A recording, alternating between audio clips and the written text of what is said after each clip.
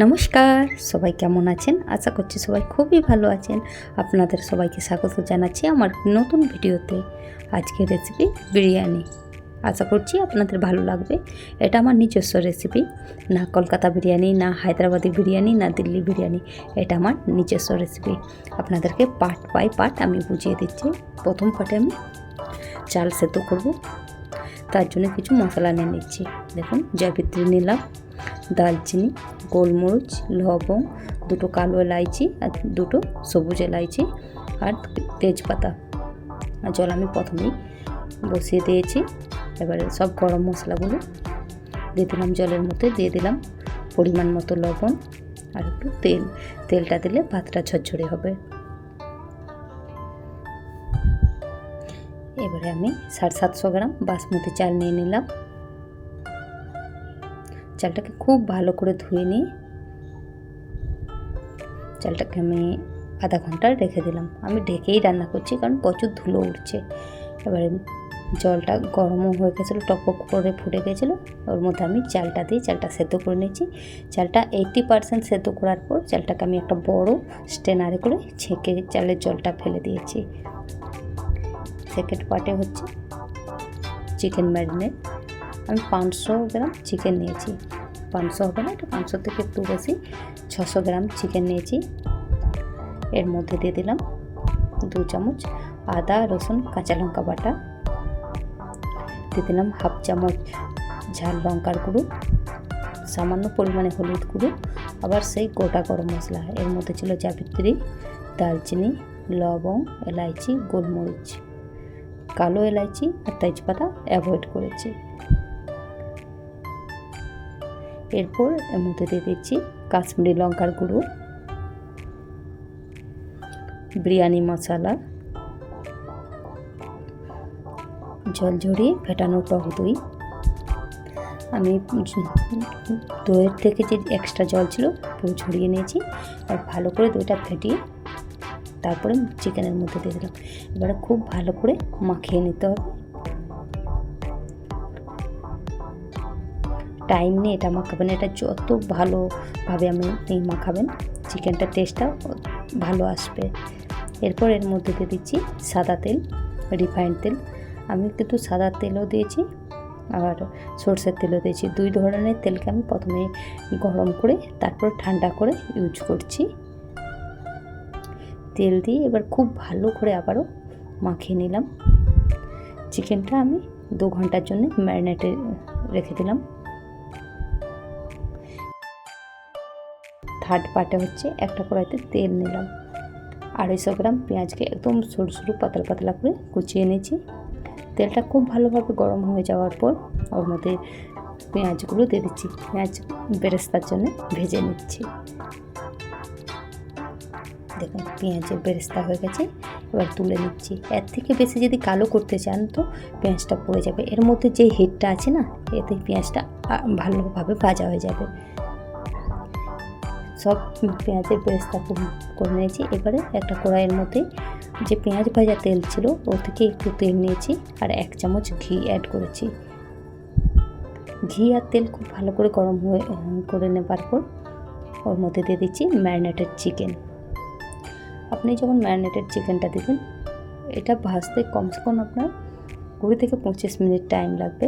আর খুব হালকা আঁচে আলতো হাতে নাড়িয়ে নাড়িয়ে চিকেনটা কষিয়ে নিতে হবে।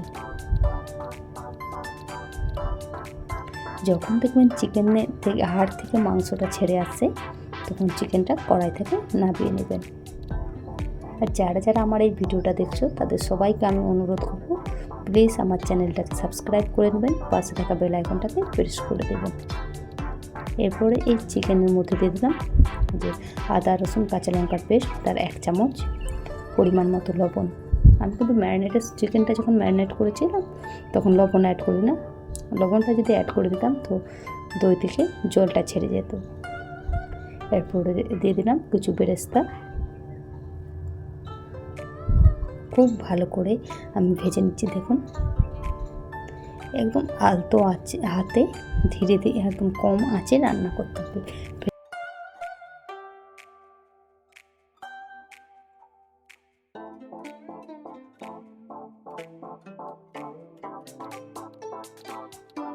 আপনার লেগ পিসগুলো দেখেই বুঝতে পারছেন যে হাড় থেকে মাংসটা আলাদা হয়ে আসছে। এই সময় আপনারা নামিয়ে দেবেন।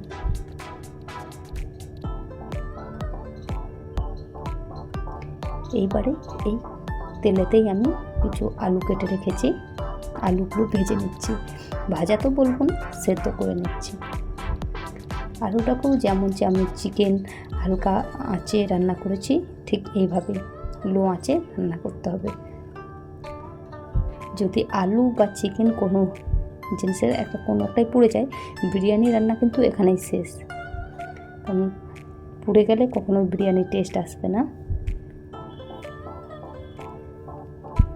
আমি আলুগুলোকে 15 মিনিট রান্না করেছি, আবার হালকা আঁচে ঢেকে ঢেকে রান্না করেছি। কারণ আমি এই তেল মশলাটা বিরিয়ানি যখন দমে দেবো তখন ইউজ করব। পুড়ে গেলে কিন্তু তখন আর আমি ইউজ করতে পারবো না, যার জন্য খুব কেয়ারফুলি হয়ে আমাকে এই রান্নাগুলো করতে হবে। এরপরে একটা বড় পাত্র নিয়েছি, এর পাত্রের চারপাশে আমি ঘি লাগিয়ে নিচ্ছি। আর ওই যে তেলটা, ওর থেকে যে মোটা মোটা গরম মশলাগুলো ওগুলো ফেলে দিয়ে তেলটাকে আমি একটা বাটিতে রেখেছি। এইবার আমি ইউজ করব। এবার প্রথম স্টেপে যেমন লেয়ার বানায় আলু, চাল, মাংসের, আমি ঠিক সেভাবে লেয়ার বানিয়ে নিচ্ছি। প্রথমে ভাত দিয়ে দিলাম, তারপরে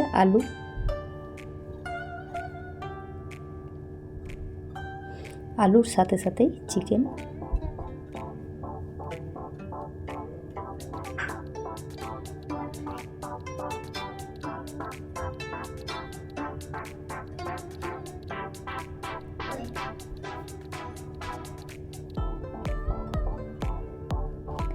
আর চিকেনগুলো দেওয়ার পর আমি দিয়ে দিচ্ছি কিছু বেরেস্তা।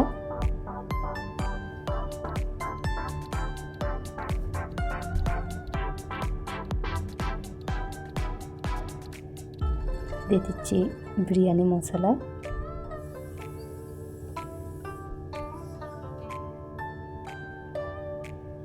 এরপরে আমি যেমন আবার দ্বিতীয় লেয়ার বানাতে ঠিক একইভাবে আমি দ্বিতীয় লেয়ারটা বানিয়ে নিচ্ছি।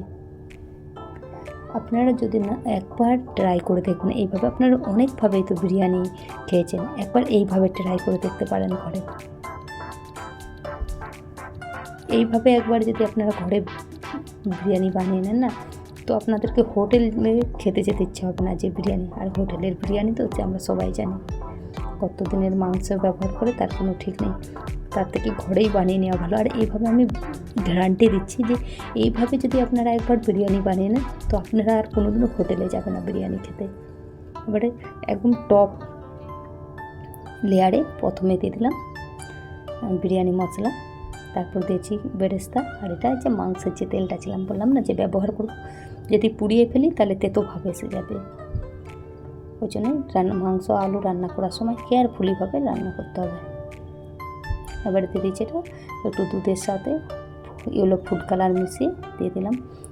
এটা অপশনাল, ফুড কালারটা আপনারা চাইলে ব্যবহার করতে পারেন, না চাইলে না। এরপরে দিয়ে দিচ্ছি জল, কারণ সব জিনিসেই কিন্তু জলটা নেই, সব কিন্তু শুখা জিনিস। আমি যে দমে দেবো তার জন্য তো একটু রসের প্রয়োজন, যার জন্য জলটা আমি ছড়িয়ে দিলাম। এবারে দিয়েছি একটু বেশি পরিমাণে ঘি। এবার পাত্রের মুখে আমি আটা লাগিয়ে নিই। এইভাবে যদি বিরিয়ানি বানান তো বিরিয়ানি পুরো ঝরঝরে হবে, এটা আমার গ্যারান্টি। আমি প্রথম স্টেজে বিরিয়ানিটাকে 15 মিনিট হাই ফ্লেমে রান্না করেছি, তারপরে 20 থেকে 25 মিনিট একদম লো ফ্লেমে রান্না করেছি। আর বিরিয়ানি ডাইরেক্ট চুলার উপরে বসাবেন না, চেষ্টা করবেন যে আমরা রুটি ভাজি যে চাটু হয় সেই চাটুটা বসিয়ে তার উপরে বিরিয়ানির পাত্রটা বসাবেন। যদি আপনি ডাইরেক্ট ফ্লেমে রান্না করেন না, তো বিরিয়ানির যে নিচের তলাটা ওটা পুড়ে যাওয়ার সম্ভাবনা থাকে। 45 মিনিট পর আমি গ্যাসের আঁচটা বন্ধ করে দিয়ে আরও 15 মিনিট আমি রেখে দিয়েছিলাম। তারপরে বিরিয়ানির যে ঢাকনাটা খুলেছি, দেখুন কোনো একটার সাথে একটা কোনো চাল মিশে নেই, লেগে নেই। এইভাবে যদি আপনার বিরিয়ানি বানান, চাল গুনতে পারবেন, এত সুন্দর টেস্ট হয় না। এইভাবে একবার অবশ্যই বানিয়ে দেখবেন।